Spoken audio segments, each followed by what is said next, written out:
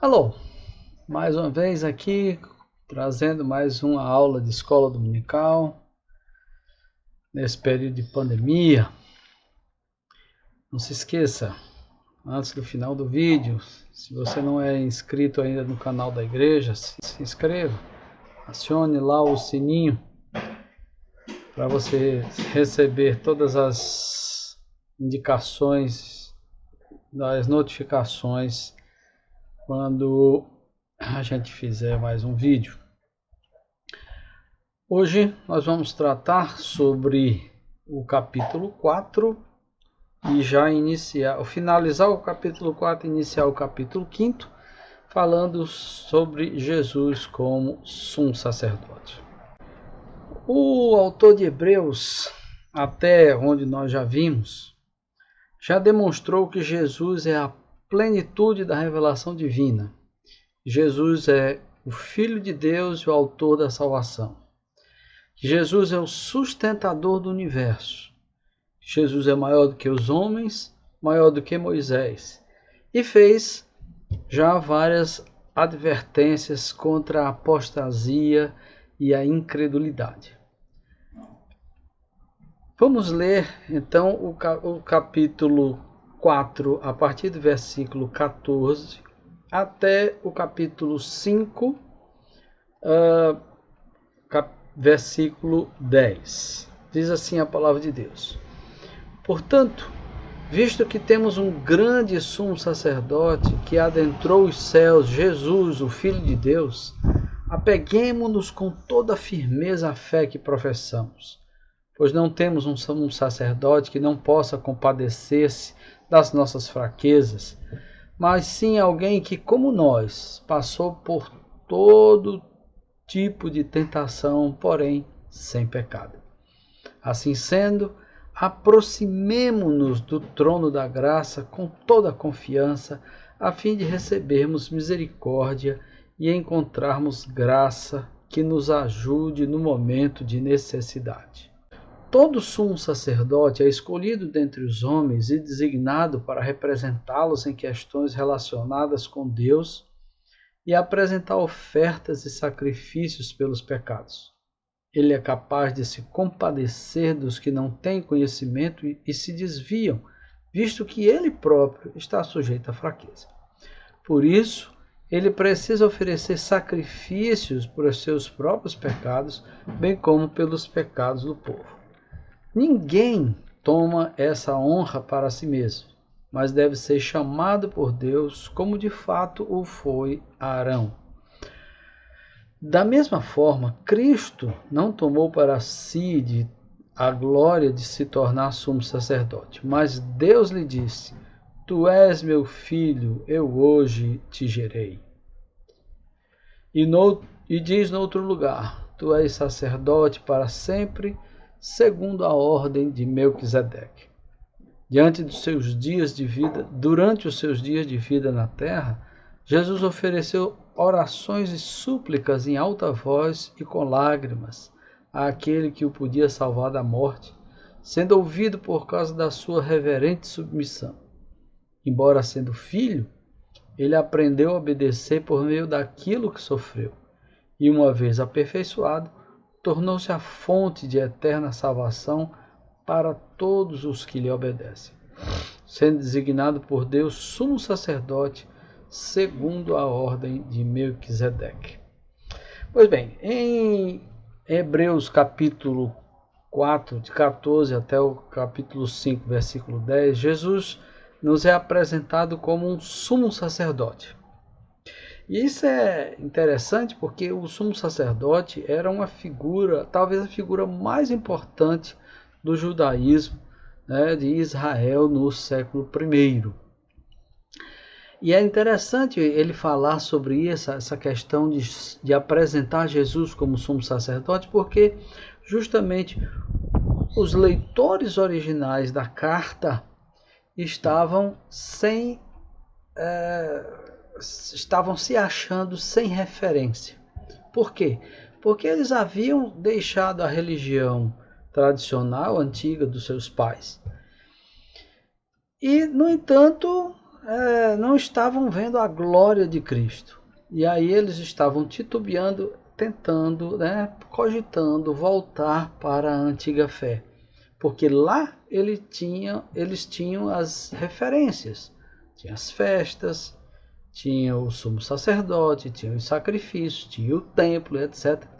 E então o autor está mostrando aqui que Jesus é um sumo sacerdote e é um sumo sacerdote superior. Um sumo sacerdote que adentrou nos céus. E não como o sumo sacerdote humano entrava no templo. Né? Muito bem. É interessante também verificar que Jesus, se ele, humanamente falando, Jesus não poderia ser sacerdote, muito menos sumo sacerdote, porque os sacerdotes eram levitas da família de Arão. Né? Só os descendentes de Arão podiam ser sacerdotes e sumos sacerdotes. E aí então, no entanto, aí ele vai mostrar que Jesus então é um sumo sacerdote superior ao sacerdócio arônico, porque ele diz lá no finalzinho que Jesus é um sumo sacerdote segundo a ordem de Melquisedeque. E posteriormente o autor vai adentrar mais essa questão sobre a ordem de Melquisedeque. Né? Aí no versículo 14 ele diz assim: visto que temos um grande sumo sacerdote que adentrou os céus, Jesus, o Filho de Deus, apeguemo-nos com firmeza à fé que professamos. É interessante porque ele falar sobre essa questão de se apegar à fé, porque era justamente isso que os leitores originais da carta estavam perigando faltar, ou de se apegar à fé. Então, e esse sumo sacerdote, ele diz que esse sumo sacerdote adentrou nos céus. Né? E ele diz que devemos nos apegar com firmeza à fé que professamos, dando uma certeza de que aquele que crê em Cristo não está abandonado diante de Deus. O sumo sacerdote entrava num templo, um edifício de pedra, um templo de pedras, mas Jesus entrou nos céus. Né? É interessante aqui que nesse trecho, mais uma vez, o autor retoma que Jesus é o Filho de Deus. Lá no finzinho, quando ele fala sobre tu és o meu filho e tal. E então, o autor aqui mostra com muita clareza que Jesus, esse sumo sacerdote, ele se identifica com os homens, conhece todas as suas dores e todas as suas angústias, porque ele mesmo sofreu angústias e dores, e ele se compadece das nossas fraquezas. E nós temos então uma grande notícia, é que os crentes podem seguir o seu sumo sacerdote e adentrar no santuário celeste e se relacionar diretamente com Deus, coisa que não acontecia na religião antiga. Na religião judaica, apenas o sumo sacerdote, uma vez por ano, adentrava no templo, no Santo dos Santos, para fazer a oferta do sangue. Né? Todo o povo ficava do lado de fora. Os outros sacerdotes ficavam do lado de fora. Só o sumo sacerdote entrava, isso uma vez por ano apenas. Com Jesus, todos nós podemos entrar confiadamente na sala do trono. E esse trono é um trono de misericórdia e graça. É um trono de misericórdia e graça. Prosseguindo, ele fala sobre o sumo sacerdote humano, né? Já entrando no capítulo 5. E ele diz que o sumo sacerdote ele é escolhido por Deus, né? Não é um cargo que alguém se candidata, Deus mesmo escolhe, certo? E qual é a figura do sumo sacerdote? A figura do sumo sacerdote ele é um intermediário entre o povo e Deus. Ele representa o povo diante de Deus e apresenta a Deus as ofertas, né? As ofertas, todas aquelas ofertas que estavam estabelecidas lá no Antigo Testamento, especialmente o sangue do dia da expiação, né? Ele também podia se compadecer das fraquezas humanas, porque ele mesmo era humano. Porém, no que diz respeito aos pecados, ele nada podia fazer, senão apresentar uma oferta, né, do sangue de um cordeiro, quanto que Jesus ofereceu a si mesmo, ofereceu o seu próprio sangue, certo?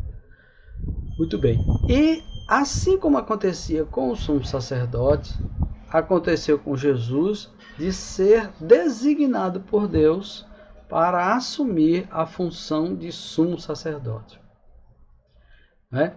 E é interessante que o texto diz muito claramente que esse chamado incluiu o aprendizado pela obediência. Um aprendizado da obediência que se deu pelo seu sofrimento. E Jesus aperfeiçoou-se e tornou-se a fonte de salvação eterna para todos os que lhe obedecem. Em vista disso, foi por Deus designado sumo sacerdote segundo a ordem de Melquisedeque, uma ordem superior ao sacerdócio arônico. Então nós vemos aqui o autor já preparando o que ele vai falar mais à frente. Nós vamos ver que essa questão do sacrifício, do sacerdócio de Cristo, a comparação do sacerdócio de Cristo com o sacerdócio tradicional, ele é feito extensivamente no livro de Hebreus. Vocês vão ver isso, nós veremos isso nas próximas aulas. Que Deus nos abençoe, que Deus nos guarde e que nós possamos sempre, assim como é colocado para os leitores originais, precisamos nos apegar à fé em Jesus, porque só Jesus pode salvar. Se você ainda não é inscrito no canal da igreja, por favor, se inscreva. Ajude-nos a crescer, ajude-nos a continuar pregando e compartilhe também esse vídeo, compartilhe as nossas postagens. Que Deus nos abençoe.